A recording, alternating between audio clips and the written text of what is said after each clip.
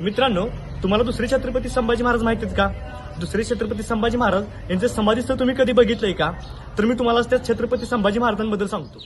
छत्रपती शिवाजी महाराजांनी स्वराज्याची स्थापना केली. त्यानंतर छत्रपती शिवाजी महाराजांनी 7 ते 8 वर्षे राज्य केलं. त्यानंतर छत्रपती संभाजी महाराज झाले आणि संभाजी महाराजांनी देखील 8 ते 9 वर्षे राज्य केलं आणि स्वराज्याचा विस्तार केला. त्यानंतर संभाजी महाराजांचा मृत्यू औरंगजेबाच्या ताब्यात जाऊन झाला. तिने धर्मासाठी आपलं स्वतःचं बलिदान दिलं. पण त्यानंतर राजाराम महाराज राजा झाले. पण ते राजा झाले पण कधीही गादीवर त्या ताकदीने बसले नाहीत. त्यानंतर त्यांचाही मृत्यू झाला आणि राज्य सांभाळलं ते स्वतः महाराणी ताराराणींनी. नंतर मराठा साम्राज्यात 2 भाग पडले. पहिला भाग सातारा गादी आणि दुसरा भाग करवीर गादी.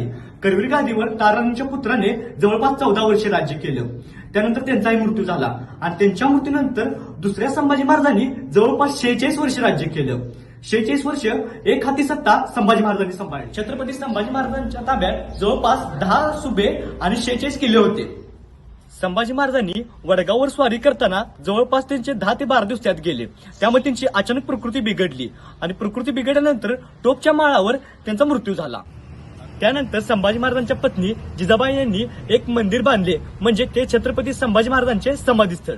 आपण आता त्यांच्यासोबत उभे आहे. ते या मंदिराचे पुजारी आहेत, आदित्य. आपण त्यांच्याशी बोलू. तुम्हाला काय वाटतं या मंदिराबद्दल? विकास झाला पाहिजे. विकास झाला पाहिजे. या आपल्या हिंदूंचं इतकं पुरातन मंदिर आहे पण इतकं दुर्लक्षित राहिले हे कोल्हापुरात असून आणि कोल्हापुरांच्या राजांचं मंदिर इतकं दुर्लक्षित झालंय, यावर विकास झालाच पाहिजे. आता निवडणुका येत आहेत तर या संभाजी महाराजांच्या मंदिराकडे प्रत्येक राजकारण्याचं लक्ष गेलंच पाहिजे मित्रांनो.